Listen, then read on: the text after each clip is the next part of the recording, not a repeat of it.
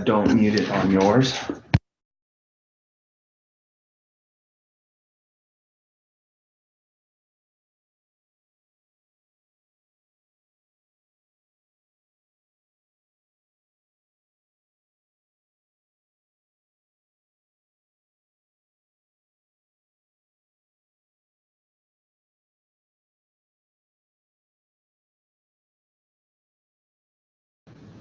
Said that too.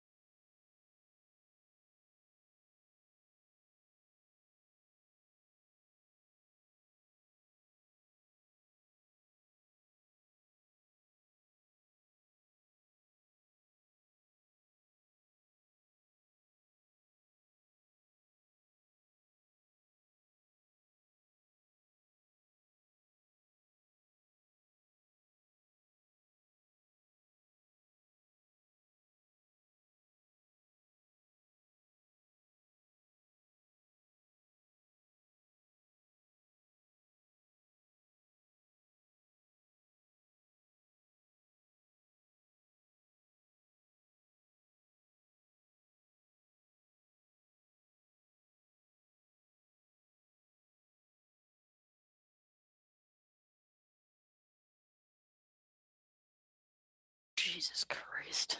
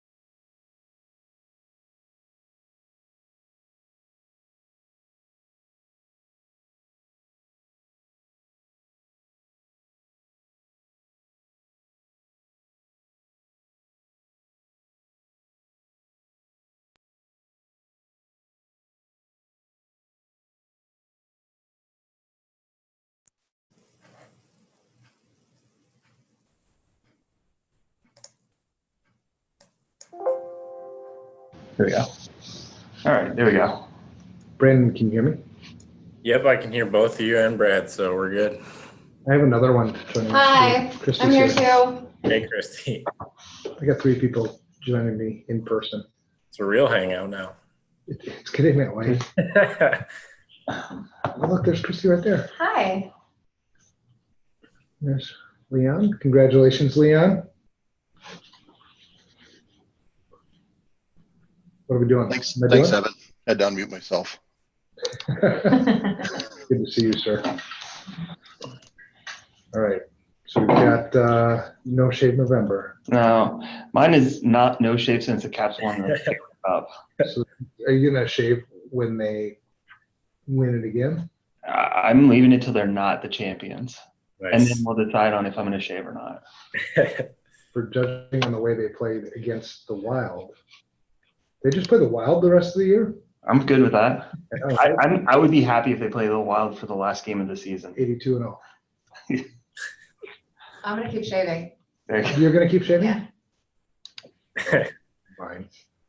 I tried to grow something, but it didn't work. I'm running like a mustache 5K on Saturday, and I tried so hard, and it just didn't happen. So I pointed it out on Monday when I saw you. You had a little something going on up here. yeah, it looks pretty gross. My wife hates it, so Do you still have it? yeah, but you can't see. It's terrible. No, I don't see it. Do you see it? No, yeah. Are you on video? I am, but I'm Can finishing you see something it? Can you else. see it? I got caught working. Mustache? No, not on the video. Nice. Well, it's 2:02, so Oh, should wow. we get rolling on actual Hangout stuff? let's do it. All right, cool. The controlling things? Is that what you So, do? thanks everybody for joining us. We've been running on the third Wednesday of every month schedule. It kind of happened to fall on the day before Thanksgiving here, so I know many people who probably wanted to join weren't able to today, but I was talking with Chad, who's one of our security analysts here, and he was like, sometimes people like to just kind of hang out and do stuff that's work related, but isn't actually like taking on projects the day before a big holiday like that. So excited to have you all join us, hoping that this will be a nice, like relaxing, fun, enjoyable way to kind of send you all off into the Thanksgiving break. So Evan and Brad and Christy and I will all be chatting about the money grab today, which is one of Evan's book chapters. It's basically about, how we can be more responsible with how we use the limited dollars that we do have in the information security industry. Just a couple of housekeeping things. Everybody's muted, but you can unmute yourself. So if you want to, chat with Brad or Evan or any of us, really ask us a question, feel free to unmute yourself and do so. And then as always, this will be recorded and I'll share that with you shortly after it's concluded. So with that, Evan and Brad, why don't you guys take it away? Brad, you're on video too, and Christy. Yes. And Christy. Yes, hi. And Christy. Do you have to go? I'll be right back. Brad's. This is fourth quarter. This is what fourth quarter looks like at FRSecure. Everybody's running. Everybody's doing last minute stuff. Brad just took off running out the door because he has an incident response to work on. That's kind of the nature of the beast, Yeah. right? Important to respond fast to those. It's like a sort of like a police officer in a way. When things are good, things are good, and it's not as exciting as people think it is, and then boom, incident response. Then Yeah. all hell seems to break loose sometimes. But Brad's totally got it covered. This was one that I was supposed to help with. The call this morning was at 9. I had another meeting. I'm like, you got this? He's like, yeah. So he's good. That's Brad. So Brad is Director of Consulting Services, for those of you who don't know him here at FRSecure. Christy's just all around awesome. We just call her all around awesome. She put together our, you had help, but I think you deserve most of the credit for the work you put on our Thanksgiving dinner. I bossed people around. Well, and you coordinated stuff too. Yeah. I mean, you did stuff. It was fun. I'm glad Wasn't it everyone loved it. It was I really enjoyed it. It was super cool. It was cool just seeing everybody enjoying each other, kind of as the family we have here at FRSecure. So first comment was from Andrew, and Andrew says, no shave November. This is just Evan being lazy, and we'll use November as an excuse for it. So yeah, no shaving. I do have to groom though. I haven't figured out how to do that. Do you know how to do that? Do you know people? And Brad was telling me all about like oils or creams or something for beard. I bet John Harmon has some good product advice for you too. Okay, I'll have to check that out. It'll be good because I think my wife will want, Make it softer. well, or just to look better. Mm. But she did marry into this. Yeah. So She knew there's, what she was getting. yeah, she didn't know what she was getting. Brad, you're back? I'm Instant back. response is done. We're good? Is that what that Yeah, was? totally. Yes, it was. Okay. Well, if you do need to excuse yourself, obviously. you can. I was explaining to everybody that this is our business, right? I mean, some days things are a little less exciting, and then there's days when it's really exciting. And then there's also, just fourth quarter in general for us at FRSecure is nuts. I think, a lot of people treat information security, with it, like it's an afterthought. And they come up towards the end of the year and like, oh crap, we were supposed to get this assessment done, or we're supposed to get this test done before the end of the year. We didn't do it. Let's call FRSecure. And we're always willing to accommodate, but it's, It gets a it's hard. little hectic. But you've been here, how many fourth quarters has this been? This is my third. Your third, fourth quarter? Yes. Has it gotten better? Sure. Or is this one just as No, chaotic? I think as it's, the one well, it's a 3 years different ago? role this year, too. Oh, yeah, you are playing a different role. So You're management now. I am, yeah, because that means I don't do anything. He said it. But you're on the hook for everything. Right. He said it. No, I think it's still really busy, but it doesn't seem as chaotic. Well, and I was were you there when I was in the lunchroom telling people what it was like 6, 7 years ago? No, I mean, I was no. Yeah. You were not here. I know the This first morning? one. No, in that When you discussion. were I thought you were here. talking about the 6, 7 years ago. It's not here 6, 7 Okay. years ago. Yeah, because I was talking to Charles Kilmer. Awesome. Oh, okay. And he was like, yeah, Kevin was trying to recruit me 8, 9 years ago. And I wish I would have done that then. I was like, no, probably don't. Because a lot of the people that were here 8, 9 years ago are not here anymore. Yeah. Because you go through these growing pains. And this, I'm not minimizing how chaotic fourth quarter is this year, but it's nothing like it was 5, 6 years ago. No, I think 3 years ago, in the last 6 weeks of a year, I did 8 assessments. 8 assessments in that 6 quarter? weeks. In 6 weeks. Like November, December. Yeah. So with the holidays and stuff. That's crazy. Yeah. How many assessments do you typically do in that time frame? Well, it Because depends. It depends. I have no yeah. idea how long it takes to do. You would say 2 to 3 a month is probably a pretty good pace. Yeah, I think at a full capacity, Mhm. maybe not healthy for sustaining over a long term. You could do 4 in a Okay. month. 2 to 3 with the other calls and stuff like that is probably. Yeah. Good. But 6, that's not, as long as it's super temporary. It was like 2 a week for a couple But of weeks. what we're transitioning into now, at least it feels like it to me, is I've always wanted us to be predictive. Mhm. We're smart people with a lot of good data now.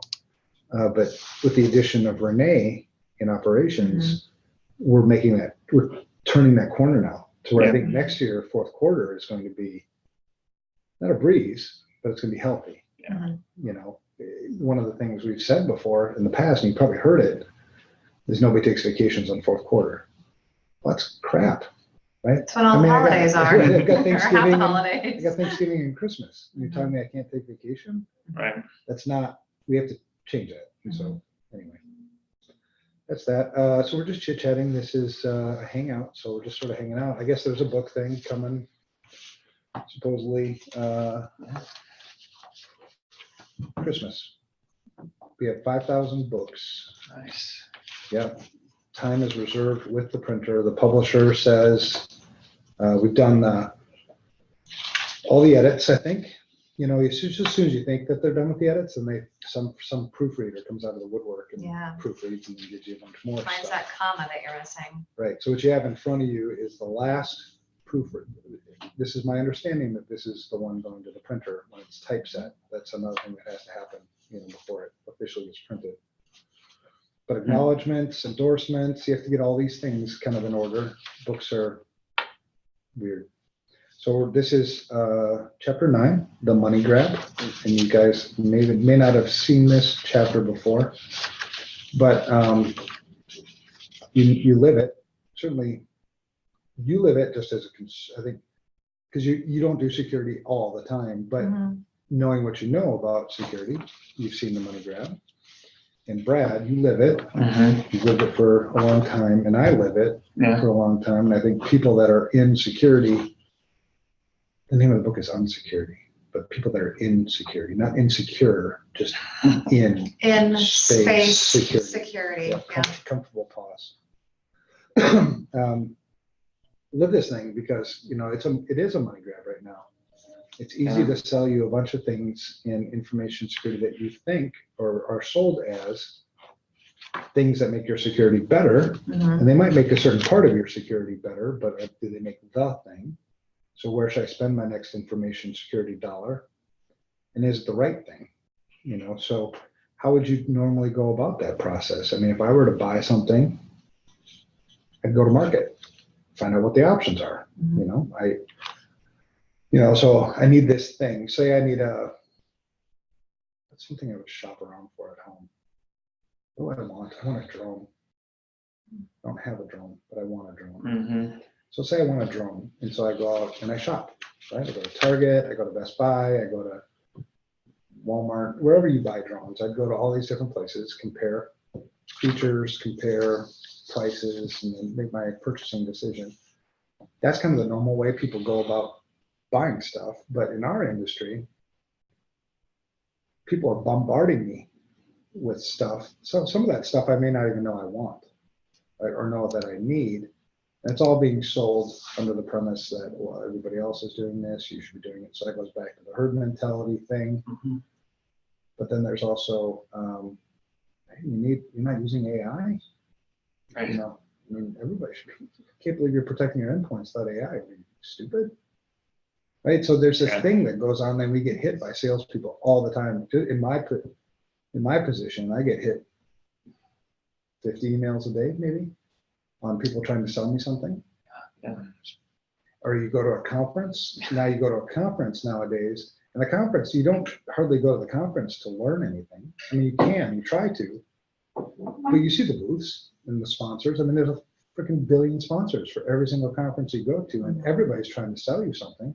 Even when you go to try to learn something, I'm bitching a little bit, and then I'll get to the point.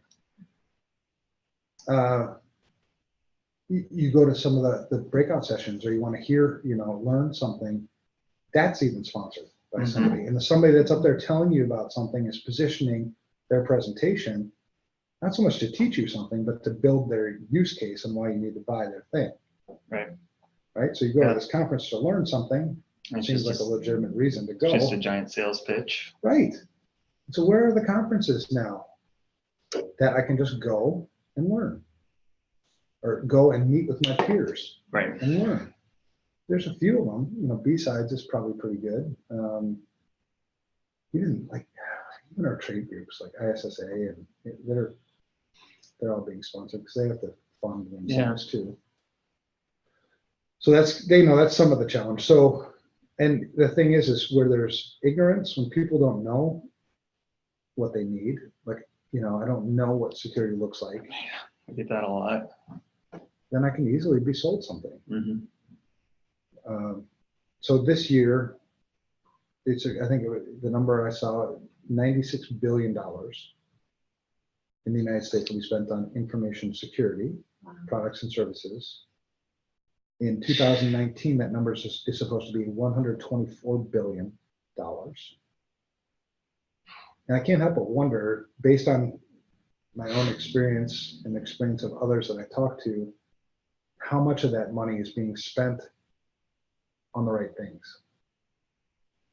Have you ever bought shelfware before? You can be honest. We're friends. Honestly, I've been pretty good, but I came into one where I was like, oh, we need to upgrade our Exchange server. And like, what do you mean? We bought this license, whatever, for the latest. They bought licensing and about $60,000 worth of hardware 2 years ago, and it was still in the box in the shelf. I've seen that Yeah. so many times. So I've totally seen it. I was like, oh, well, okay, that's easy. But yeah, you see it all the time. It reminds me of one. It was I don't think they're in the Hangout right now, so I think we're okay. But it was a college or a university that they were asked by somebody, maybe it was the board or somebody, do you have intrusion prevention? And they said, no. They go, well, you need to get intrusion prevention. So they went out and bought Dragon IPS. You ever heard of Dragon? It used to be really, really popular. Dragon IPS was pretty cool back in the day. And so they went out and bought Dragon IPS sensors and a controller and everything, and put them on the shelf. So then when they were asked again, do you have IPS? I said, yeah. I mean, they're not wrong. No, not wrong at all. And it's funny because this was a Christian school. So, it's like, I don't think you answered that right. And then the next year, I said, oh, okay, it's great that you got IPS. Can I see some evidence, of it? Oh, crap. So then they called us. This is probably 4 or 5 years ago. So then they called us and said, hey, can you put in our IPS devices, our Dragon? Because Dragon is also, it's not one of the household market leaders, right? It's a good IPS solution, but you have to have some specialized skills to put those in and make them work. So they rushed and paid, $10,000, $15,000 to get these things implemented and tuned a little bit so they're producing something. That's funny. So the whole time, that 2 years, they just had it in the box on a shelf? Just had it in the box. Shelfware. That's what we call shelfware. Got it. Yeah, I bought shelfware before. And then if you've been around long enough, I think I've bought shelfware. I've bought stuff and installed it, and then it's running, but nothing ever got done with it. So I mean, it's basically shelfware at that point because it's at least installed. But then it's like, well, you don't know, things come up, and we didn't actually get to customize it how we wanted. So it's just like, well, it's there if we need it. Right. Yeah, I bought into the backward network access control became the kind of first hit the market. I totally bought into it. I was like, oh, that'd be so sweet to control every device that accesses my network. Yeah. Awesome. Love it. It would be. Yeah. And so I went out and bought this. I shopped. I did what normal people do. You went out to the market and found, who the players were. At the time, there were less than a handful of players. And so I bought this one, and it's in the book. I think it was $120,000 or something like that.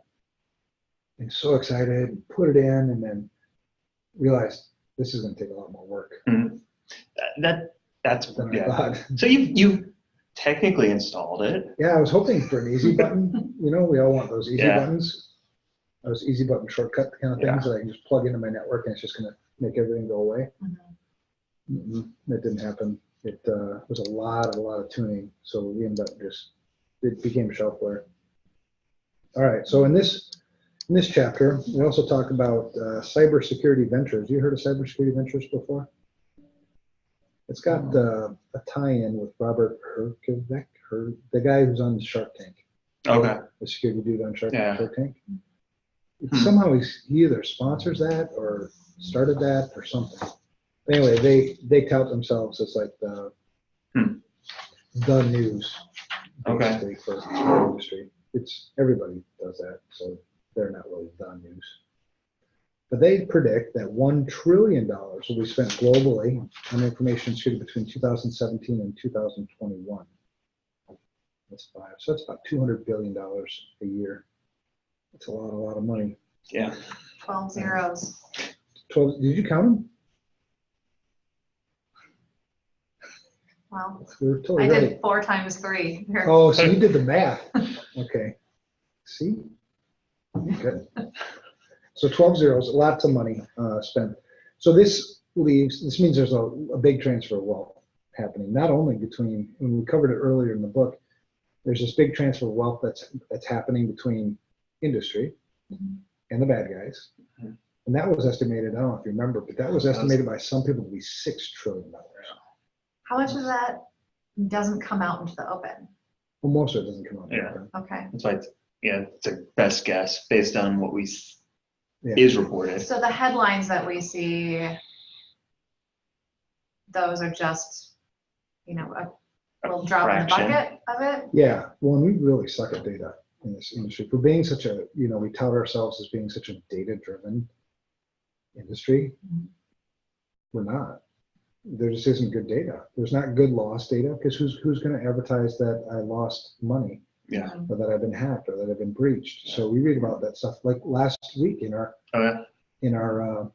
unsecurity podcast. So we have this podcast Brad and I do each Sunday, which is really fun, by the way. It is. So third one's coming up, but we trade off of who leads those. So I led the first one, Brad led last Sundays, and I'll be leading next Sundays. But one of the stories was about that guys. Yeah, there's the two of them in the 19 20 it was million 21 pounds, $21 million euros. in a month to a phishing attack. And the only way we ever found out about that one is because one of the people was let go, was fired, and then he filed suit against his former employer now, which then makes it public, right? Right. Otherwise, Otherwise you you never never hear know. that. And I know, and we know of dozens and dozens of breaches that we respond to all the time that never make the headlines. Nobody ever knows. Mm-mm. Like the one I just finished last week or 2 weeks ago. I mean, that ended up costing them about $250,000, and they have another probably $150 on the table for additional remediation. That was just to get our own containment. Mhm. So yeah, we suck at data in this industry. I don't know how to solve that one yet. Yeah. How do you have a guaranteed anonymous way to share loss data? And blockchain. Everybody likes blockchain. You'd have to make that one really secure, so no Everybody one can likes go hack blockchain, it but and no, figure out. everybody loves blockchain, but this many people know what it is, Right. like AI. Okay, so anyway, that's all stuff. And then, there's other mention, because now we're seeing a lot of consulting companies kind of come to, because the thing is, everybody wants to participate in this. There's some people that want to participate in the industry, I think for good reasons, right? To try to fix the broken industry, to try to really help people, to try to solve some of these difficult challenges. But then there's other people that are just clearly in it to make as much money as they can, right? So there's a lot of consulting companies that you see popping up. You have a computer and a website, you're an information security expert. Yeah. Who's going to tell you anything different? Right? Unless Yeah. you run into somebody who actually knows different. I mean, we run into it a lot where it's a IT managed service provider that now provides security services. And then there's several we've converted over because they were like, yeah, it was all their security recommendations meant more selling and more for them. There wasn't anything they ever recommended that didn't involve us buying more from them. Right. And that's the biggest reason why FRSecure is product agnostic and will always be product agnostic. We won't sell products because That was a big selling point on that one. yeah, well, there's three things I need in order to really be a good consultant: trust, credibility, and you have to like me. If I have those three things with you, I can really help you. And when I sell products, it's got to bring the trust factor down somewhat. So I It tell was you, in the back of your head. right. That's So the you're real a motivation. salesperson. Right. Yeah, and we ran into that a little bit, right? In our own VCSO consulting practices, because on the security studio side, right? So the security studio, we've taken a lot of the things that we've developed in FRSecure that we think are good solutions to people's problems, and we put them into a product that people can purchase, right? That side of that business doesn't have to be product agnostic, but FRSecure has to. But you have this fight that you have to fight. So the president of Security Studio, it asked our VCSOs to sell Vendefense, which is one of the products over here, right? Well, you can't do that. Yeah. You can't do that Right. because we're killing the trust. If it's the right thing to do, then you can mention it, but yeah. Right. But I would be remiss if I didn't mention that there are also other products on the market. Even though I want, Yeah. you should buy this one, there are other products. You need to go through a proper evaluation to find out what product works best for you Mhm. too, right? Ah. I mean, just because FRSecure uses this product doesn't mean that you necessarily have to. And we say it all the time, we may not be the right fit. And that's fine. I'd rather have you educated and make the right decision Yep. than sell something that isn't going to be a good fit. And now you're like, well, what have I gotten out of this? Well, that's what this chapter is really so much about, right? It's about this conflict of interest. It's about selling you stuff that you don't need. Yeah, I get tons of money if I sell you something, but at your expense. Yeah. Truly. It doesn't help. Yeah. So that's all that kind of stuff. So the problems covered in this chapter, and I'm not necessarily, that one of the I put in the book earlier on that I'm not politically correct, and the editor said, change that to blunt. I was like, that makes me politically correct. So I'm changing politically correct to blunt because it's more politically correct. So I was tormented by that one. So she calls it blunt. That's what we'll go with. Okay. So the problem is there's plenty of snake oil for sale. If you know the history, I give a little bit of a background of what snake oil actually is, and there's lots of it for sale in our industry. Fear and sex sells a lot of stuff is problem number 2. Mhm. Our interpretation of sex is a lot different than the rest of the world's interpretation of sex. You understand that, right? Like what I think is sexy in security, nobody else thinks is sexy. Yeah. Right? I mean, AI, man, that's cool, that's sexy. Everybody's like, what? I don't get it. All right. Or, but that goes back all the way back to chapter 1 too, right? Where there's information security people, 800,000 of us-ish in the industry. Then there's normal people. And in the United States, 327 million-ish of those people. So this 800,000 might think that something is sexy. The other 327 million are going like, that's stupid. That's not sexy at all. But so that's sex in our industry, not sex in the normal world. And then fear. Fear is so easy to sell people on. I mean, Yeah. you can rile people up and they'll just, an emotion always goes into buying decisions. Every single buying decision has an emotional component to it. So you can't totally get rid of the emotional component, but you can put it in context. Yeah. Think it through a little bit. I was just talking to some CEOs Tuesday. No, Monday. When did we have our dinner? That's Monday. Monday. Salt of the earth kind of CEOs. These are CEOs of manufacturing companies. So a little more blue collar than our typical market who we talk to as CEOs. And I was explaining to them and it was a whiteboard talk. It wasn't a presentation. And I explained to them how security works and things that they need to be concerned about and everything. And then they started asking questions and it got really good. But you could see the fear starting to set in. Mhm. No. Put it into context. That's why assessments are so important, because you can put all these things into context. And really where fear comes from, I think most often in our industry, is ignorance. Mhm. I agree. Like, I think across the board in any industry, just in Yeah. life in general. If you understand this, you're going to fear it a lot less than. Mhm. we were just talking to somebody and it's like, you could tell, and I was like, wait, I'm going to give you all these options. I want you to make an educated decision. If you can make an educated decision, even if it's not us, then at least you have some justification behind it. You're not just going that because it fixes things. Like that because they bought it, or that Right. because the salesperson hit me with it. And you feel like you have control, like you're gaining some control back. What was that? That was I got a message, but You got a message? Let's read it it. was just internal.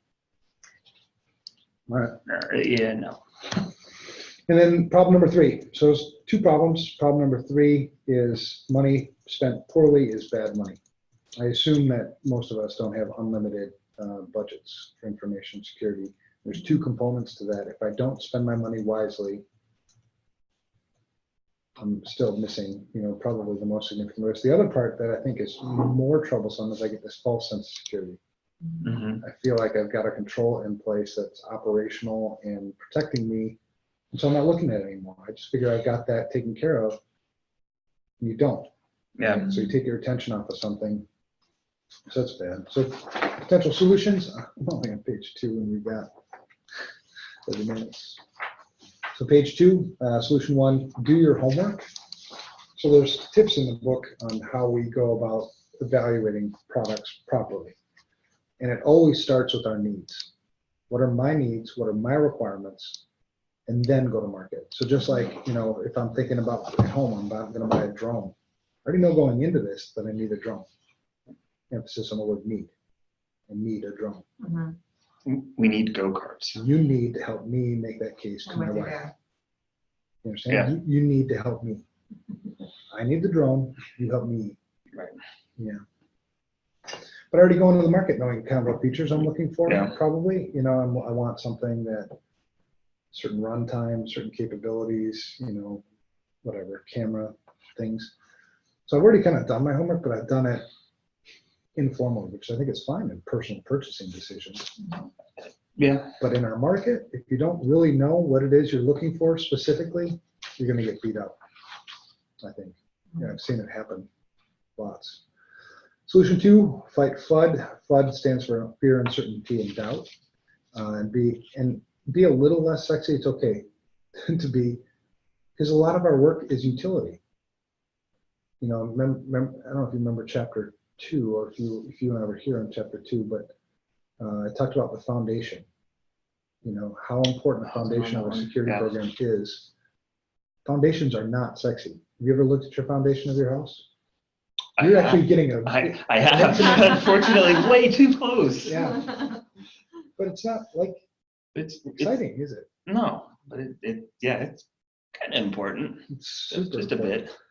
So working more on foundational components of security programs as opposed to the sexy stuff like curtains and Right. paint colors and stuff like that. Yeah. Right? You'll get there, but Yes. most organizations, it's not time yet. Yeah. And then solution 3 is buy what you need. So problem 1, the snake oil thing. If you don't know the snake oil story, it's in the book, but a little bit. Clark Stanley, he developed a snake oil liniment, is what they called it, in the late 19th century, early 20th century. Sold it at the 1893 World's Fair, all that kind of stuff. Then he was taken to court. And in 1917, experts examined his oil. Do you really think it was from 1893 to 1917 before somebody was like, hey, you should examine this? It might have been because communication Yeah. wasn't what it was, right? Right. So They you could have move people around. tweeting about this awesome snake oil. No Wait, no, it doesn't do They anything. didn't have You tweet. could move They city didn't to have city. Twitter. What? I know. All right. So, but it did take a while. And they found out it didn't cure anything. It turned out it was mineral oil spiced up with other additives like red pepper and turpentine. Turpentine? Right? So you're taking Yuck. snake oil thinking, oh yeah, this is the cure-all, which it was sold as a cure-all. You're drinking turpentine. Yeah. But that, so then taking that and applying that to our industry, I think it's sort of eye-opening, all the places where we've got snake oil being sold in our industry. Yeah. Now, do you see that more as services or products? Both.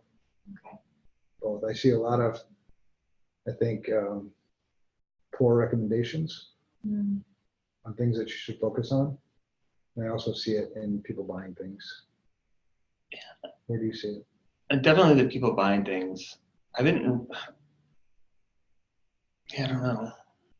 Not as much in the consulting. Well, you see it, but I wonder how much of it is, well, you see it absolutely, but I don't know if it's malicious or ignorance, right? Is it Sure. they're trying to drive them a certain way or they just don't know any better? And Yeah. given the lack of, qualified professionals, I tend to lean towards more of the, they think they might They be just doing the didn't right know thing. any They just better. don't know any better and they're not giving good advice. I think you're right.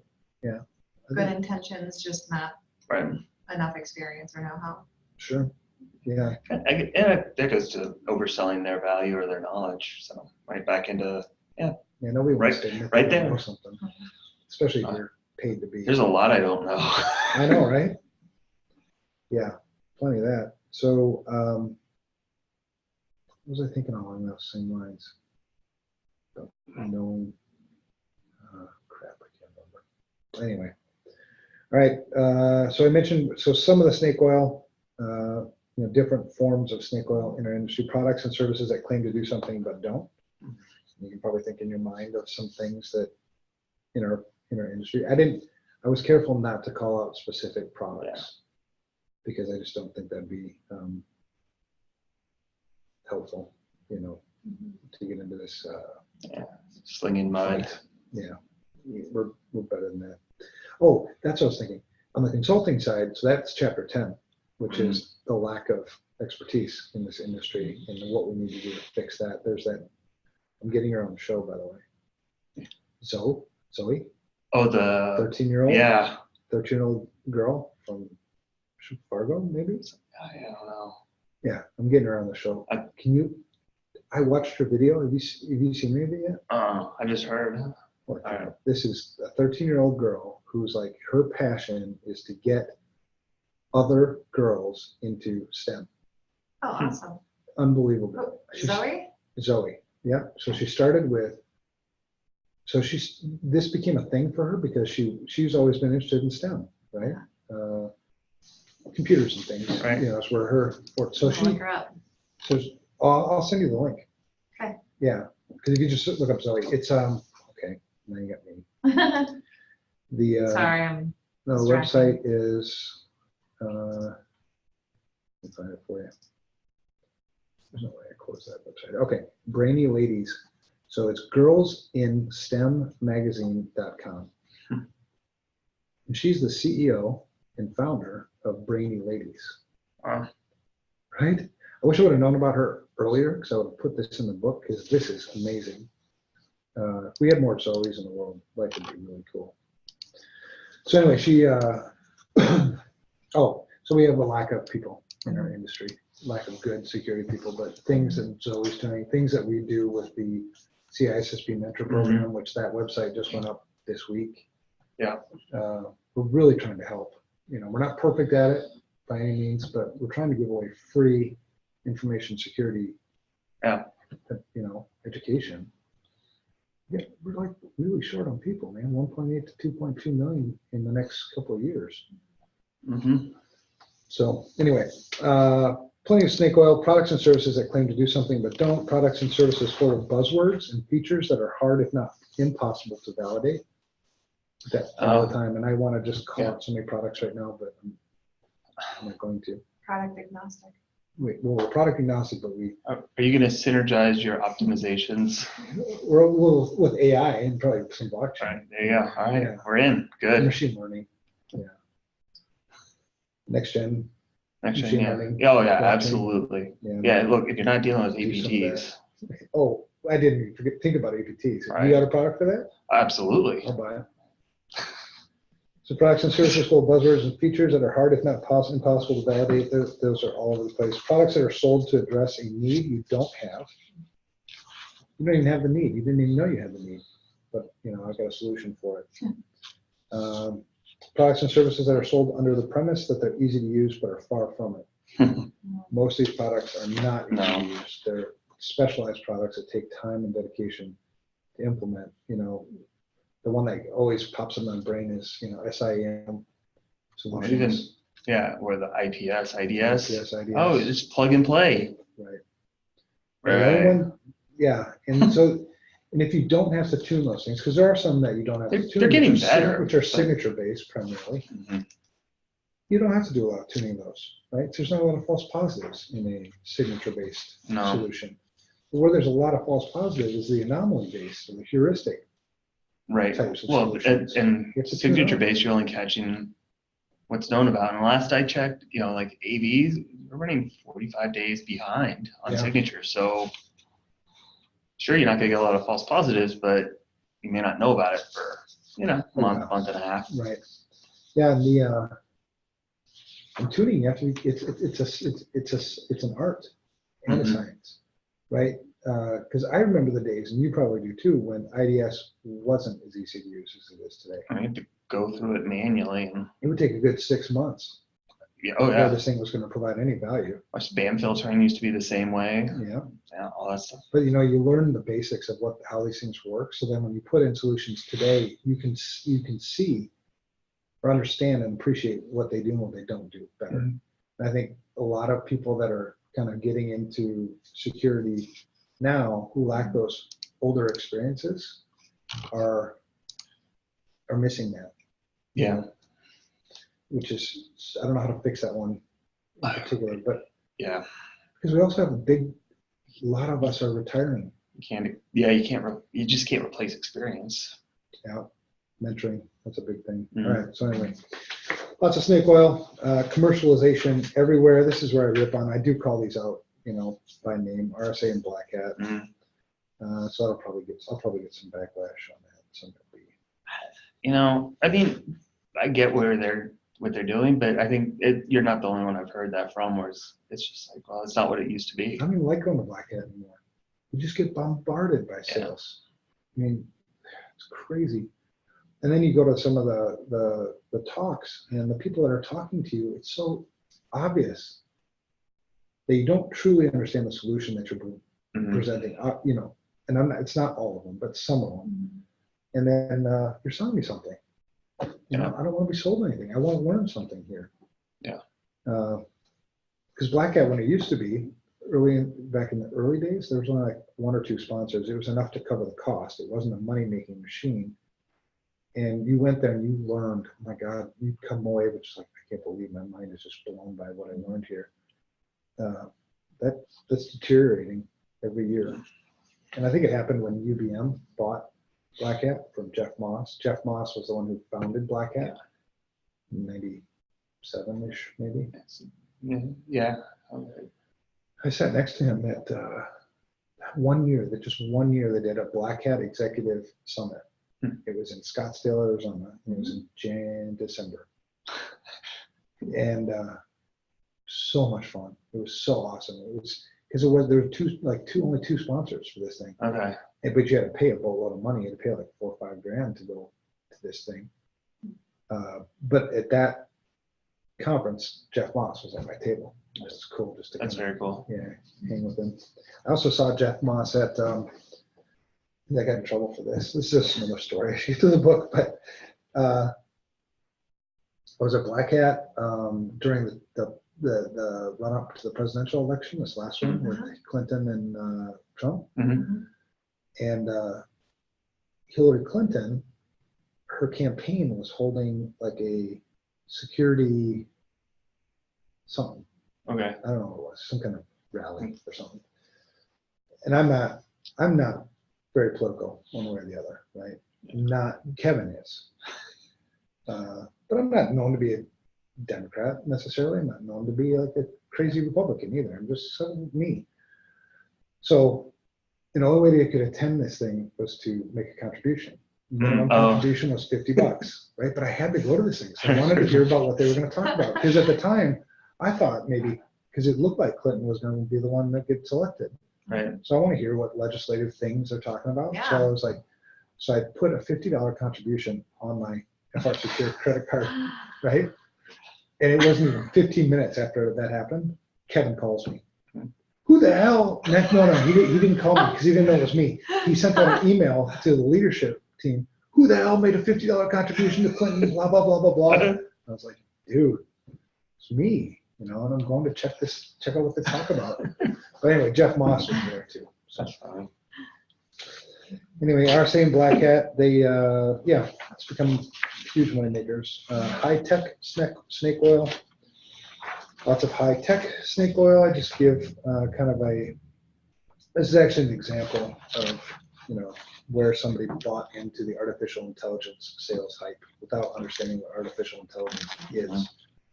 Artificial intelligence at its kind of basics is about solving a problem. And you just keep solving problems, but in order to do that, you have to have a lot of data, right? Yeah. So, I already told you, we're sort of stuck at data in our industry. Now, there's other AI things that actually accumulate data off off the network and stuff like that, but anyway, this guy, they were going to fall into the trap of this high-tech snake oil because the salesperson was selling it to them. They didn't even know they had this need. And when they were so close to buying it, I was like, and then they asked me, what do you think of this solution? And I was like, well, it's probably pretty good, but have you demoed it? Oh yeah, we should get a demo. Okay, so they got a demo, and then and I said I'd be happy to talk to the salesperson, if you want, and I can kind of run interference for you to find out what it really does and how it really works, and it's going to solve your problems. We did an assessment here. Anyway, it turns out it's not really AI. It was just IPS with a prettier interface. I mean, it really it wasn't anything new. Yeah. And so they ended up not buying it, which I think was great because they saved themselves $140,000. That's pretty good savings. Yeah. And there's another solution. The utility company, one of the big things happening, one of the kind of cool thing, or not cool, maybe cool. Managed detection and response is a big emerging market in our industry. MDR, they call it. It's like it's almost like an outsourced SOC in a way, security operations center. But there's a response component to it too, right? So they're actually You'll actually do something, not just. Yeah. So that market, when I first kind of became aware of it, there were only like 3 or 4 players in it. Now, last check, there's like 40-something players in that MDR market. It's exploded. There's a lot of competition. But anyway, this utility company had purchased an SIM solution.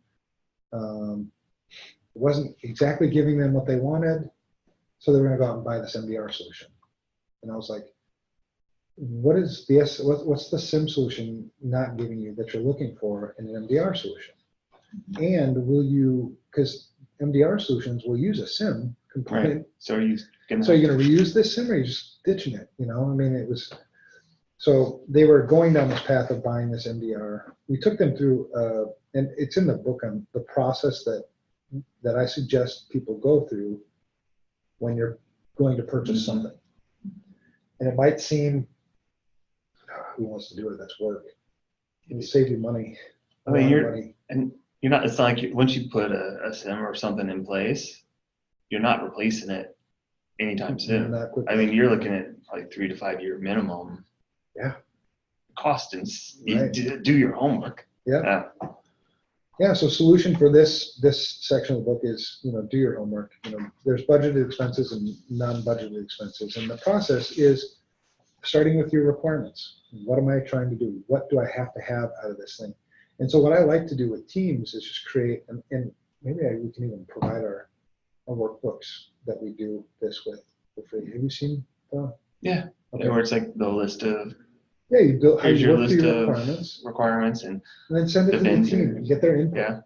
Have them rate 1 to 5. 5 is must absolutely have this. 1 is that'd be cool, but not necessary. Yeah, we did the same thing, and then evaluated each vendor and checked it off on a 1 to 10 for how did they satisfy each of the requirements that we had identified as critical, and and now you have then weighed them based on what everyone said, and Yeah, so now I have this list of things, these are must-haves. So then I do research. Don't reach out to them yet, because they're all going to say all kinds of things. So do your market research, and there's a bunch of resources you can do to do your research.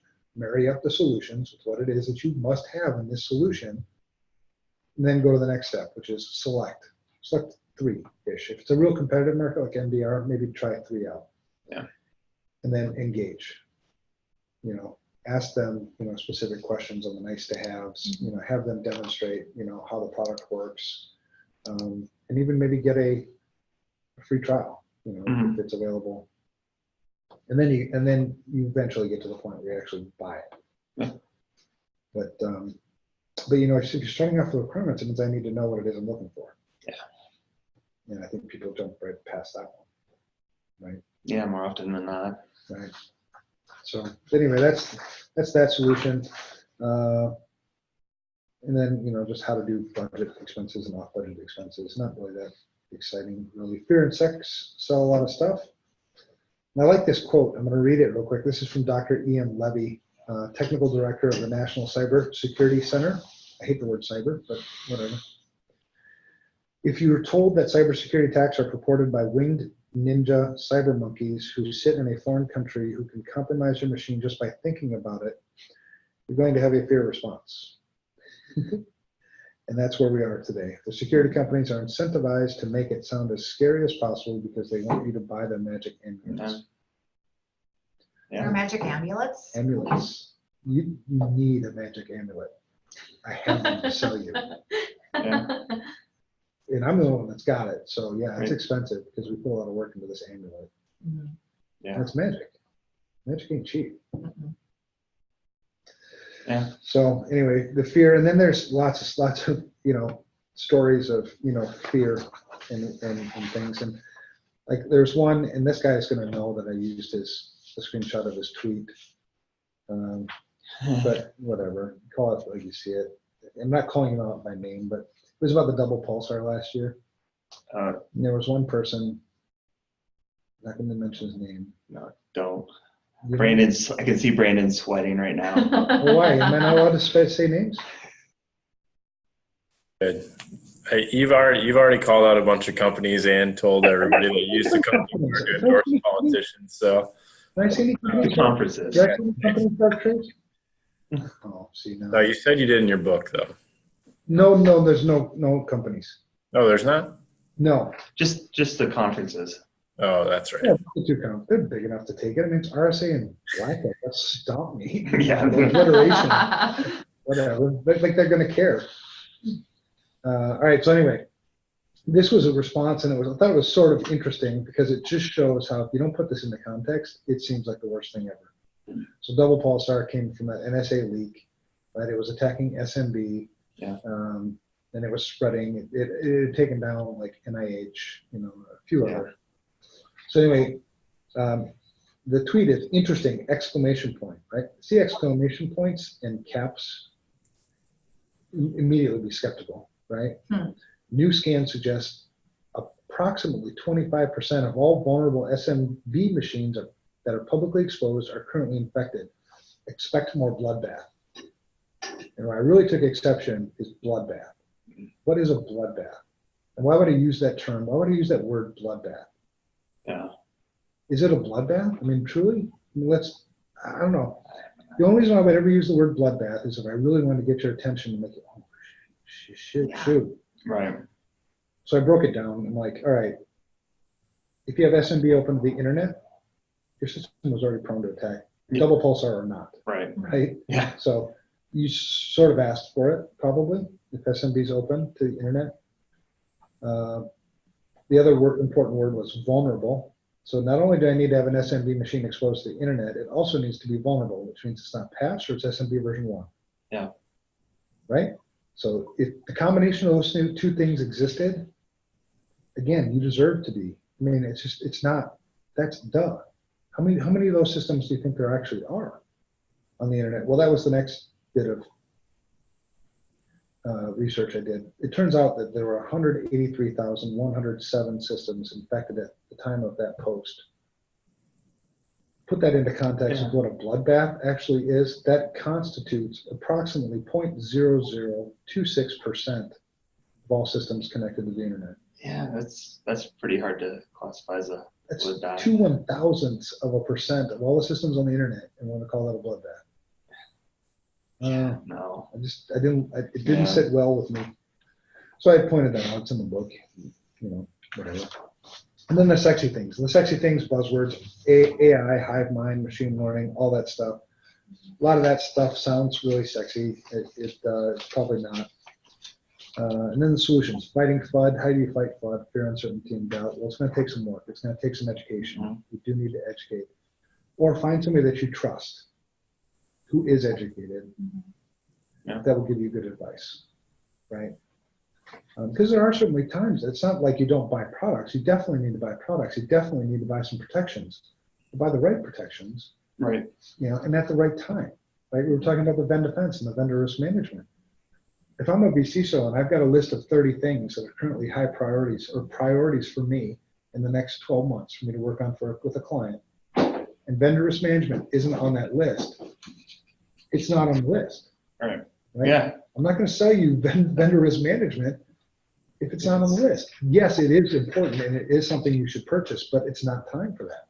Yeah, right. It needs to, yeah. So, educate, experience, discernment, trusted advisors, those are all solutions to fighting FUD and then the problem number 3 is money spent poorly is bad money. I gave some examples. I did call out Target on here, but Target, it's nothing anybody didn't know about Target. Yeah. I did work on the Target breach under attorney-client privilege, but none of this stuff is about that. It's all public stuff. And Target at the time had spent, they had a really good budget on information security at the time of the breach. And this is 5 years from now. We're coming up like almost on the anniversary now. I actually have I do a little celebration every year. So it wasn't a question of spending money, and the money wasn't the problem. The budget wasn't the problem. The technology wasn't the problem. They didn't have any process to manage the technology. It was a process breakdown. We saw the same thing happen with Equifax. Equifax has plenty of money that they spend on information security. Where they had a breakdown was a process breakdowns. Yeah. And so, did they spend their money poorly? I didn't come to that conclusion of whether or not they did. All I know is they spent a lot of money. It didn't stop what it is that made them famous here. So that's about the Target breach. And I also talk about a mid-sized company. This one's just a short, example of.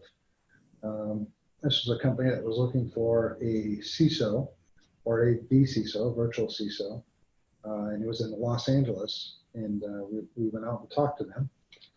And the first question I'd asked is, tell me about your information security program. I mean, that's a legitimate place to start. Yeah. Talk about security. Well, their first answer was, we spent over $2 million on our information security program last year. Yeah. So it's awesome. I'm like, what's your measurement of risk? I mean, did you spend that money? Well, right. What did you spend this that's on? more what I was asking about. I was like, that's great that you spent $2 million. Did it reduce your risk?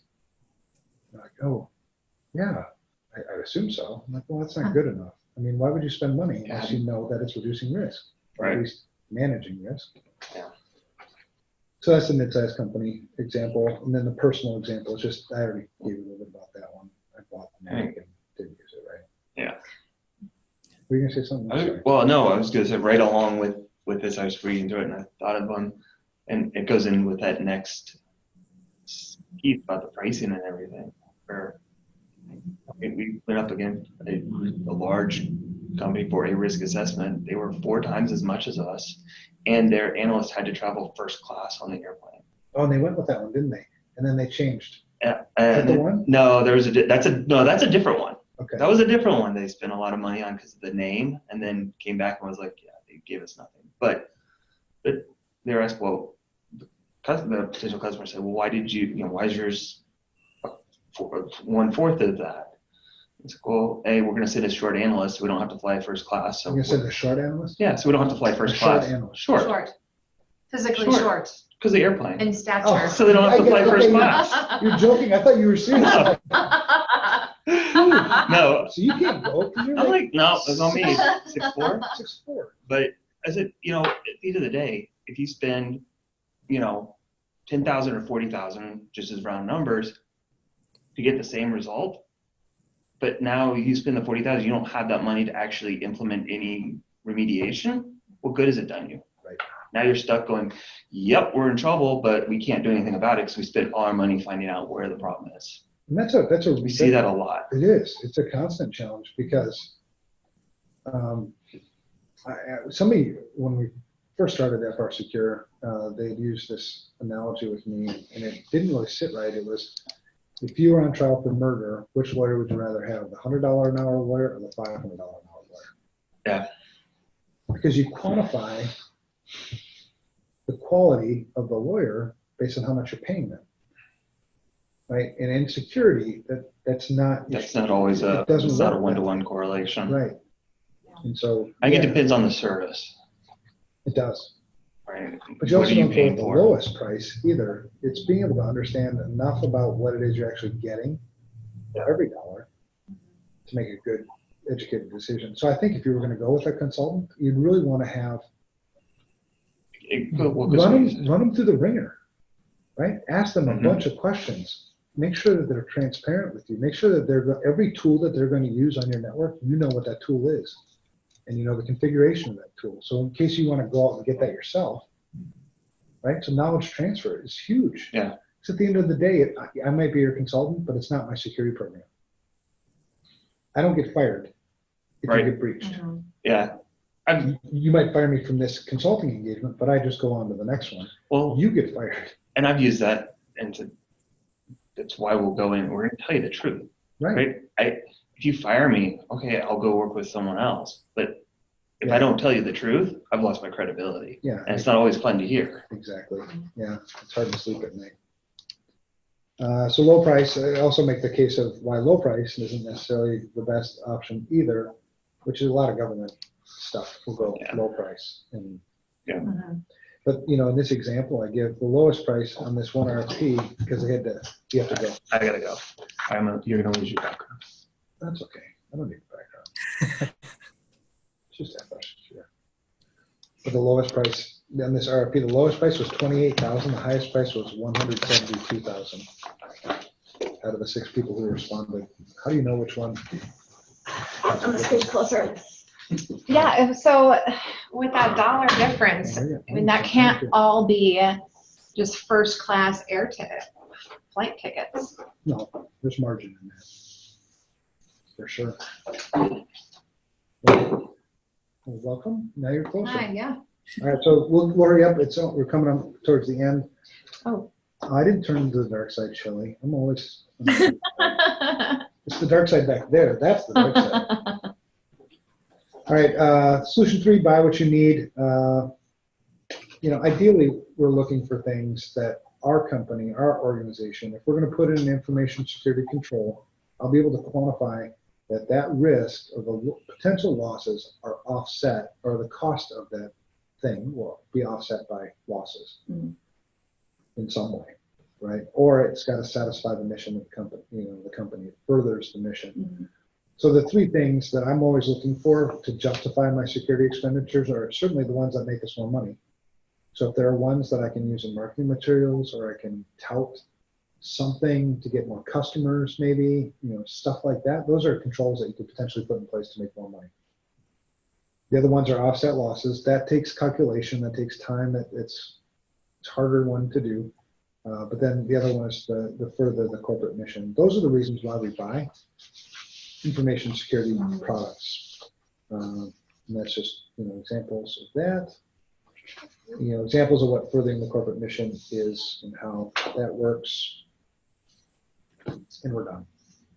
That's the chapter. I'll close out with, this is how to, if you want, Brandon, it's your social. That's your social right there. You put my social on there? In the book. Nah. How'd you get it? I'm secure.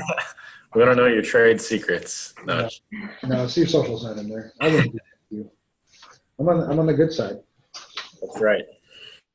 All right, so I can stick around for just a little bit more if people have questions. I know we went over a little bit, but it was a good conversation with you guys.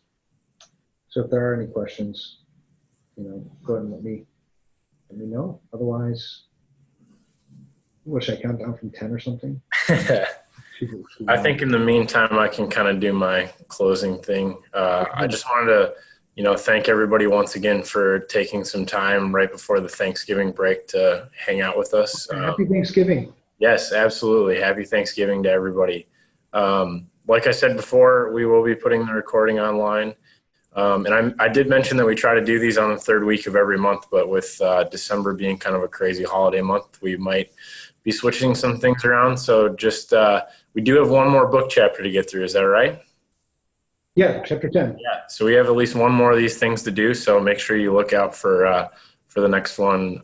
If it's not around the holidays, then it'll probably be right at the turn of the year. So thanks again, and have a great Thanksgiving. So happy Thanksgiving. Thanks, guys. Bye. Bye, everybody.